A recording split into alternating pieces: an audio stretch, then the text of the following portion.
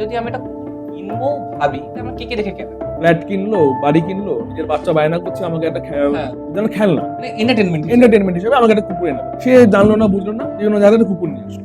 কিন্তু ওই হাটের কুকুর কোথা থেকে ওর মাকে, ওর মধ্যে কোনো রোগ আছে কিনা আমরা দেখি না। দেখবেন ওর হাতে করে কুকুর ধরে এরকম করে আঁচড়ায় নিয়ে কুকুরটাকে দিয়ে দেবে। এই আমার কাছে আসে বলছে পারবো হয়েছে, ডিসেম্বর হয়েছে, আমি তোকে বলছি 80% অফ দ্য টাইম হাট থেকে কুকুর নিয়ে। মা কুকুরের এরকম পাতলা পাটি হচ্ছে, আমাদের যদি কিছু হয়ে যায়। এই কুকুরের ডিসেম্বর হলো, আমাদের যদি কিছু হয়ে যায়। এই কুকুরের লোম চায় পড়ে গেল, আমাদের যদি কিছু হয়ে যায়। এই লোম নিয়ে কিছু কিছু মিথস আছে আমাদের সকলের মধ্যে। এই লোম পেটে চলে গেলে সমস্যা হতে পারে বা লাংসে চলে গেলে সমস্যা।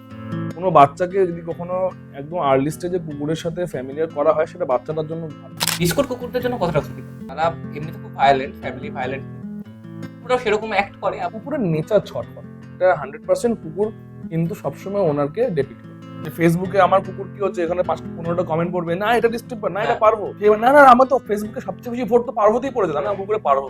ওই জিনিসে না যাবে, ডাক্তারের কাছে যাও, ডাক্তার তোমাকে একদম সঠিক ট্রিটমেন্ট